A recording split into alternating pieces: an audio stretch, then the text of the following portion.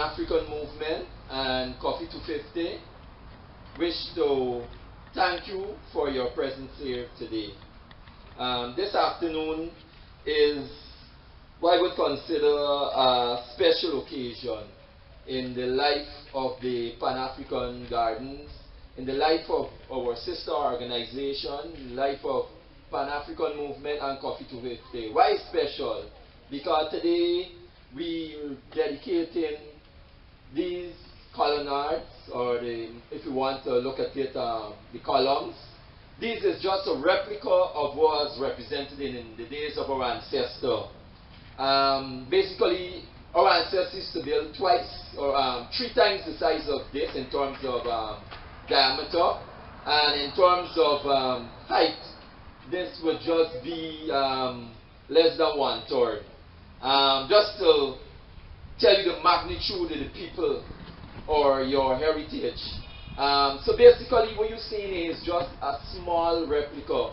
But today we dedicating the colonnade to our ancestors in terms of George G.M. James. There's the last column in the back, or the 3rd column in the back. That would be dedicated to George G.M. James. The one in the middle, Ivan van Sertima, also a historian, wrote a lot about African history, African presence in Guyana, in terms of South America, or the shield of the Guyanas, African presence in North America, Latin America. The normal, or I would say the colonial European teaching is that the Amerindians came here first. However, today you would learn something a bit different. It's not that it's strange, but it's just that it's hidden stories that the European people don't want you to know. In essence, they want you to stay at the bottom of their feet. They want you to stay as lesser people. But the Pan-African Movement, in collaboration with sister organization, is trying to make a difference by bringing the story, and as we see in the 1st column, we call it our story. Our story is just basically meaning African story or Guyana story. And Guyana story, as you know, starts with the presence of the European and the Africans in terms of the enslavement period, 1621. Anyway, to get right into today's program, first I want to introduce Mr. Norman Nimkwi, and he will talk to you about basically the layout of the Pan-African Garden, give you a basic background of the layout of the Pan-African Garden. So he will give you a bit more on the monuments and the symbolism that you see before you here today. Thank you.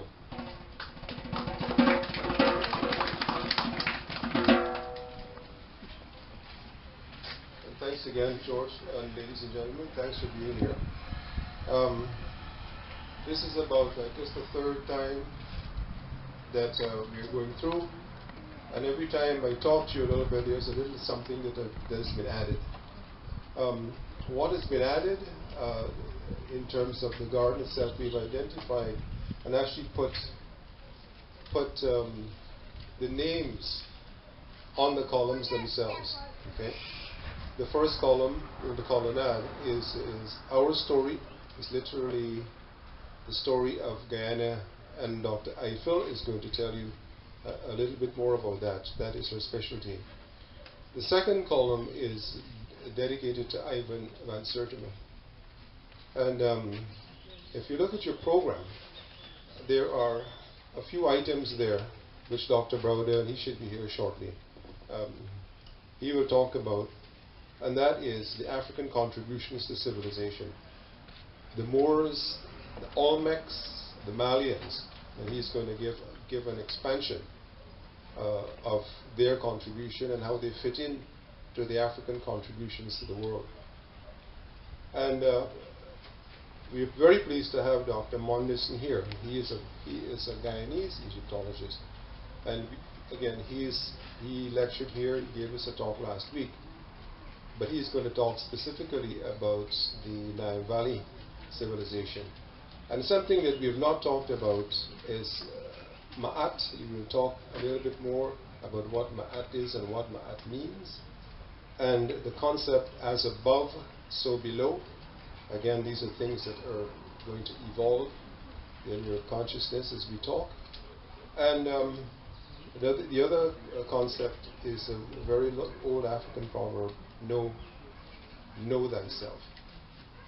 So what we will hear as we talk through this evening is hopefully get a broader perspective.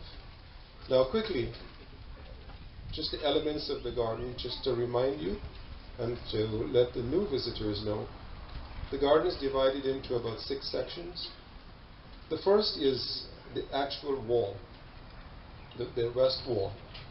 And if you notice, the west wall has 2 posts. They are known in the real name is Tekken, right? See the shape of the post, those are unique.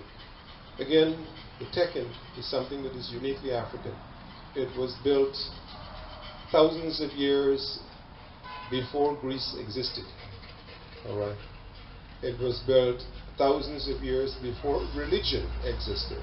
In other words, no Christian, Jew, or Muslim ever built an original African Tekken. Now, what is supporting the gate, the frame, are the Tekkenu, but the frame itself is a reminder of the zodiac. This is what we normally call the zodiac of Dendera, but what we in normal parlance, in normal everyday, we are reminded of the zodiac in the signs. What sign are you? You're a Scorpio, a Libra, Aries, Taurus. So you see the frame is divided into 12 parts. Each is representative of a sign. Again, the time frame to create the zodiac is thousands of years. Again, older than all the civilizations that we consider today as modern, older than our present civilization. All right, the time it took to create that frame, and we won't get into this, but it's more than 24,000 years. All right, but all this is a reminder, and what you have on your program, the zodiac of Dendera, that is what this refers to as the frame. And in our modern day concept, think of it in terms of the signs. Right? And if you want to explore it, you young people who really want to get into it, you could look on the internet and check out the zodiac of Dendera. And this is why that information is there, the zodiac of Dendera. So the Tekken, but all of this again is uniquely African history. These were all put into place, all built, all conceptualized, all developed thousands of years before Greece existed. And this is the point, before Greece existed, which is the first European civilization of note, and thousands of years before religions. So anything you see on that wall there, the Tekkens and the frame, the zodiac, the Dendera, no Christian, Muslim, or Jew ever participated in those. Those were all uniquely African. Now, as we come here, we are sitting on a pavilion. And this pavilion, if you notice, has two columns. And you notice on the top there are little buds. These are representative of the lotus bud columns. Again, uniquely, and if you look at the blue lotus bud, uniquely Upper African, Nile Valley. All right. So, and if you look at the posts on the rail, those again are representative of column clusters. Now, when we complete this, and this is a work in progress, you will have 174 of those little columns. And Dr. Mollison is an expert on columns.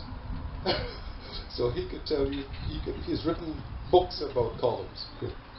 But what that signifies, and is intended to remind us of, is that the colonnade is a place of learning, is a place where our ancestors used to write everything, literally everything, on columns, on walls, on roofs, on insides of tombs.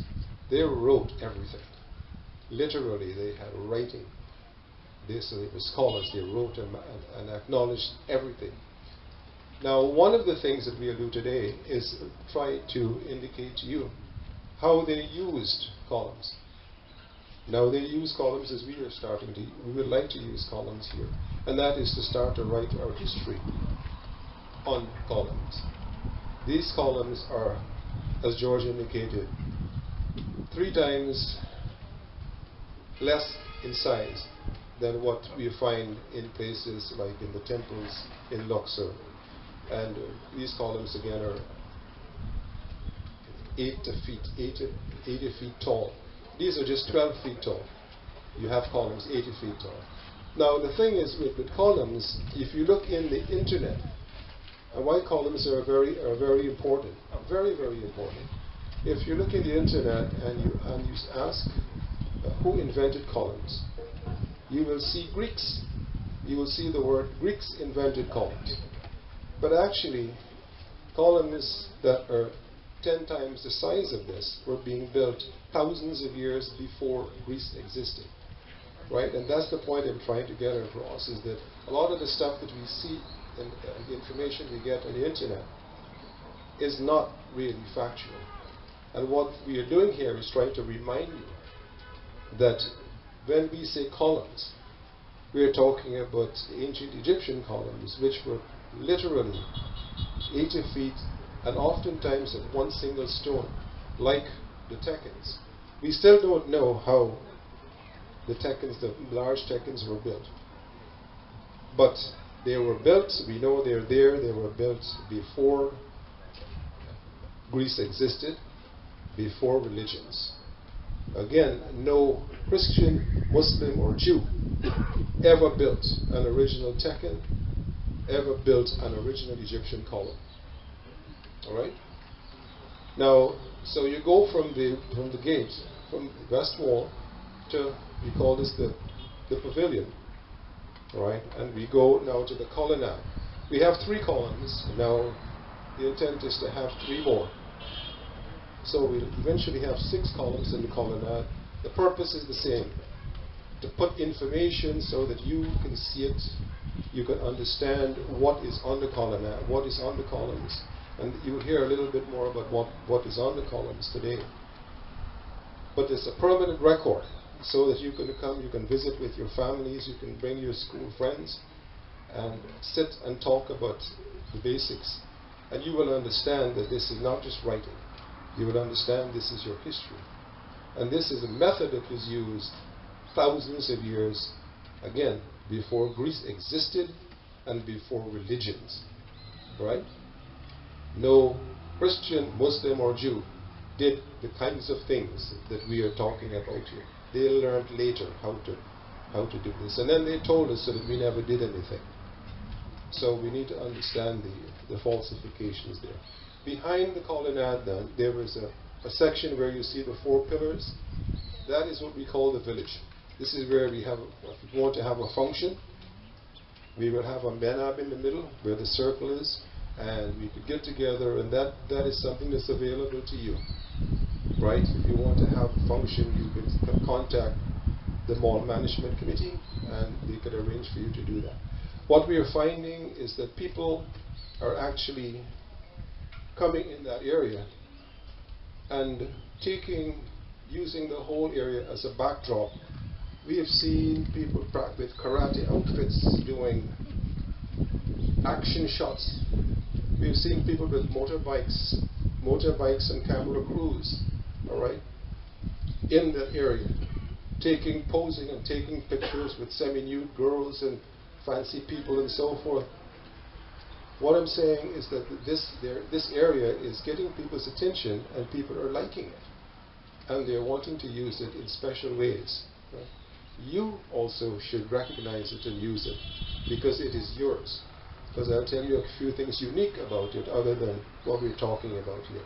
Now, behind the African village is the colonnade, is the Mer Promenade. This is where the pyramids are. We call them murs. The Greeks call them pyramids. But the pyramids are lined up in a fashion similar to what is called Orion's belt, or Sa's belt, or Sahu's belt, depending on which version you want to use. But there are 3 stars that make up Sa's belt, Orion's belt. Now at night, you will be able to look up in the sky yourself to see the 3 stars that make up Orion's belt. All right, and why is that important? Because that has been a marker that has been tracked for thousands of years to develop the zodiac of Vendir. Right? And there's not enough time to get into all of this, but these are things that you will have lectures on right here to expand on these kinds of things. These are just beginning to stimulate your imagination. What is actually here? So when you see those 3 pyramids, they're actually representing Sa's belt or Orion's belt. And you can actually look, if you know what to look for, look in the heavens and see those 3 stars, just as your ancestors did thousands and thousands of years ago. Again, before Greece existed, before all religions. Right? Now, those 3 represent the pyramids of Giza. Right? And they're actually, the pyramids of Giza are still there. They are, the largest ones are larger than 5 times the height of the Marriott. And again, they were built before Greece existed and before all religions, which means no Christian, Muslim, or Jew ever built an original pyramid. And this is why this whole place, this whole gardens we want to consider it a legacy gardens, because all of these things are a legacy to you, to me, to generations to come. All right? A legacy garden. And this is the only place that you will see the visuals. You will have the visuals of the Tekken. You will have the visuals of the zodiac of the interior. Now you know what that gate frame means. Right? That gate frame literally has a meaning. Right? It is not just pieces of steel that are holding up the Zulu shield. The Zulu shield has been a symbol of strength in Africa for hundreds of years before the Europeans got there. Okay. The Zulu shield, you know, the famous Zulu, that is a Shaka Zulu shield. This is a large version of the Zulu shield. There are 5 types of Zulu shields. That is the Shaka Zulu shield. All right? These are things, again, you can look on the web and find out information for yourself. Now, we will have another feature when you come again to the east end, but I'm not going to talk about today because that's not here as yet. So, everything here, again, is uniquely African, as I said. Long before Greece existed, long before all the other religions and races, if you will, existed. This was built. The concepts here were actually in use thousands of years before Christianity, Islam, and Judaism. Right. When there were things, and you will hear from Dr. Monison a little bit about the philosophical basis for some of the things that existed before all of these things. So this is a very rich area. Now, here are a couple of unique things that you need to be reminded of. This entire facility was built by donations from the African community. There was no EU grant or no rich Indian man or anybody that gave anybody anything to build anything here. This was built by 35 black people donating their time and their money. Right? And there is a character, as Mayor Green had indicated, there is a character to that. This is built by your money. This is your space. And there's a character to that. See, because when you pay for your own money, and you build something, there is added value. There is added value than if somebody gives you something. So we have been very, very aware of the people, and we acknowledge and we respect. We have a tremendous respect for this place, more so because it's built by African money. Right? And this is one thing that you need to know. The other thing is this facility is managed by a mall management committee that meets every Monday. It's scheduled to meet every Monday except there is rain or there is a flood or something of that nature. And so we've been doing that for the last year and a half. So this is not happening by accident. There's a consciousness here that is evolving, that is making this happen. And what we would like you to be aware of is actually what this development is, its roots, its vision, and it's also a work in progress. Right? This is not something that's finished. This is something, for example, this floor will be entirely tiled at some point, right? But right now the center is paved, but this whole pavilion will eventually be tiled. Like I said, we'll have 174 columns around it. The balustrade will be finished, and what we will do is to, as it evolves, we will have more sessions like this to keep you updated on what is happening. All right. What I'll do now is just any questions at this point, because I'll sit and let others elaborate. Because this is an introduction. You're going to hear a lot more. Thank you very much.